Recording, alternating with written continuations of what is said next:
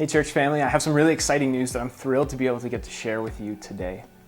From the time when we first started this church, when we first met as a core team in the basement of the Co-op grocery store in Brentwood, we said this, that we wanted to be not just a church plant, but a church planting church plant. That we wanted to begin new churches in different parts of this city and in different cities across the country. That actually we believe that was the vision that God was calling us to, that the impact that he was asking us to try and make for his kingdom, for his glory, was not just to plant one church, but actually to train up men and women, to help them discern their call to plant new churches in new places, to reach new people with the good news of Jesus. And so about a month ago, some of you might know, we opened up a position in the church, and that position had in mind this goal of helping people discern their call to plant churches, to help start new churches in new places. I want to share a passage from Matthew chapter 25 that was sort of a theme to me over the last few weeks as we prayed about and considered this hiring process and what we were going to do. And so this is the parable of the talents. And so Jesus tells this story where he says, a man was going on a journey and he called 3 of his servants to him. And to one of the servants he gave 5 talents, this sum of money. And to another servant he gave 2 talents. And then finally to the last one he gave 1 talent. And he goes away, and it says, the story goes that he gives, the man who was given 5 talents, invests that. And he actually is able to double his money. And so he brings back 5 more talents when the master returns. And the same is true of the man who had 2 talents. He doubles it and he says, Master, I've worked and I've earned 2 more talents for you. And then the story ends with the man who was given 1 talent.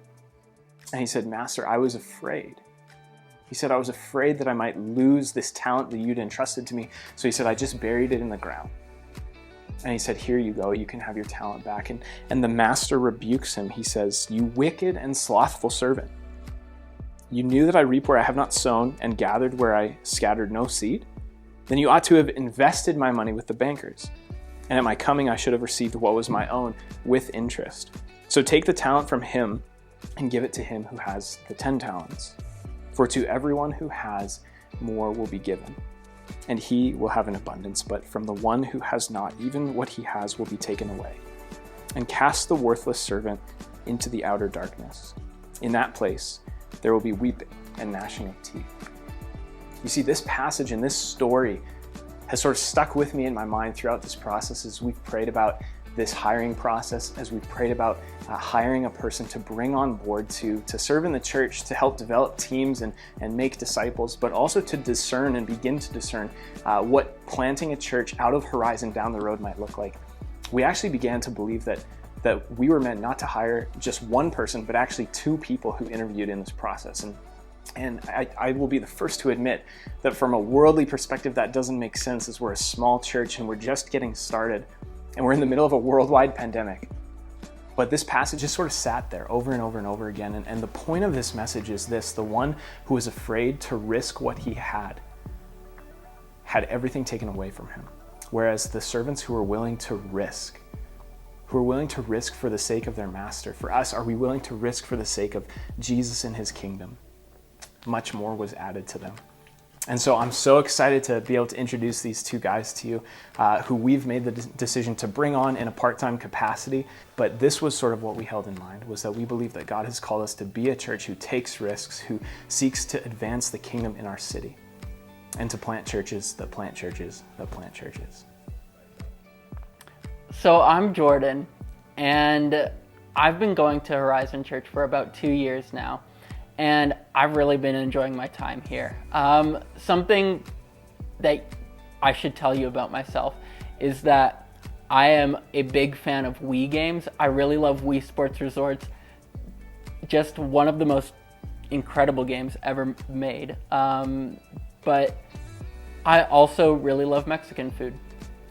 Well, my name is Josh. I recently got married back in May, and one of my favorite things, one of my greatest passions right now is rock climbing. I just cannot wait for the gyms to open up, hopefully next week, and be able to get back outside again as well.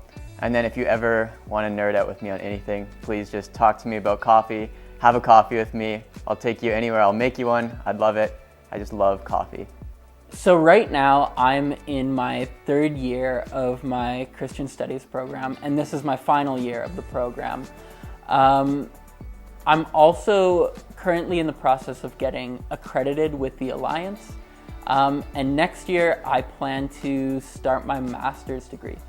So I did a YWAM right after high school. That gave me some really valuable experience that challenged me, that grew me, and then that led to me entering into Ambrose University, and I'm now in my 5th and final year of my Bachelor of Theology. Really excited to graduate here this April and move on into a greater capacity of ministry. If I could only eat one meal for the rest of my life, it would definitely be tacos. Because honestly, it's like on days when I know that I'm having tacos, my stomach opens up to an entirely different size where I can eat like infinitely more food than I usually would be able to. Without a doubt, peanut butter. Just on anything, with anything, or just by the spoon, peanut butter is my all-time favorite food.